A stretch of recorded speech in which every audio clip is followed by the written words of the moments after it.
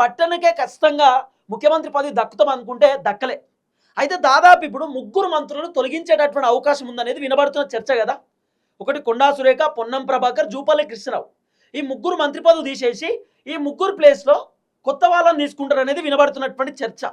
ఈ ముగ్గురితో పాటు డిప్యూటీ ముఖ్యమంత్రి బట్టి విక్రమార్కకు సంబంధించిన ఆర్థిక శాఖని కూడా తీసేసే అవకాశం ఉందట. అంటే బట్టి విక్రమార్క డిప్యూటీ సీఎం ఉంటాడు, కానీ బట్టి విక్రమార్క దగ్గర ఉన్నటువంటి కీలకమైనటువంటి శాఖ ఆర్థిక శాఖ అంటే వెరీ కీలకం. బడ్జెట్ అంతా కూడా ఆ మంత్రే చూసుకుంటాడు.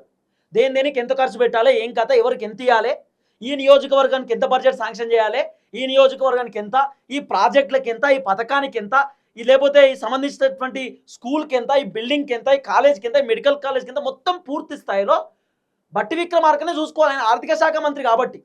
అయితే కాంగ్రెస్ పార్టీకి సంబంధించిన ఎమ్మెల్యేలు, మంత్రులు బట్టి విక్రమార్క పైన కంప్లైంట్ ఇస్తున్నారట.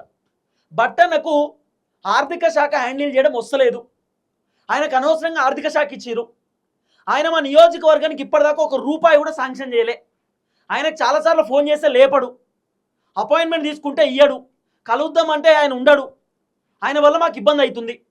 ముఖ్యమంత్రిని అడుగుతా, ముఖ్యమంత్రి నాకేం సంబంధం, మీరు పోయి ఆర్థిక శాఖతో అడుక్కోరి, పోయి మీరు డిప్యూటీ ముఖ్యమంత్రి బట్టనని అడుగుర్రి, ఆయన దగ్గరనే ఆర్థిక శాఖ, తెలంగాణలో ఏం కావాలన్నా కూడా ఆయనే చూసుకుంటాడు. ఇప్పుడు ఎట్లుంటుందంటే కథ, మన ఊళ్ళే సర్పంచ్ ఉంటాడు, గిటెందుకు పోతుంది, సర్పంచ్ ఉంటాడు మన ఊళ్ళే, అట్లనే ఉప సర్పంచ్ ఉంటారు, ఇద్దరు ఉంటారు. అయితే ఏదైనా బిల్లు మన విలేజ్లో ఏదైనా బిల్లు పాస్ కావాలంటే సర్పంచ్ ఒక్కడే సంతకం పెడితే నడవదు, ఉప సర్పంచ్ కూడా పెట్టాలి. తెలంగాణలో కూడా సేమ్, ఏదైనా బిల్ పాస్ కావాలంటే లేకపోతే ఏదైనా నియోజకవర్గానికి నిధులు పోవాలంటే సీఎం సంతకం పెడితే సరిపోదు, డిప్యూటీ సీఎం కూడా సంతకం పెట్టాలి. డిప్యూటీ సీఎం సంతకం పెడితేనే ఫైల్ కదులుతుంది. కానీ ముఖ్యమంత్రి రేవంత్ రెడ్డి నిధులు ఇవ్వడానికి రెడీగా ఉన్నాడట, కానీ డిప్యూటీ ముఖ్యమంత్రి బట్టన్న నిధుల గురించి ఆలోచన చేస్తలేడు. బట్టి విక్రమార్కకు ఆర్థిక శాఖ హ్యాండిల్ చేయడం రావట్లేదు.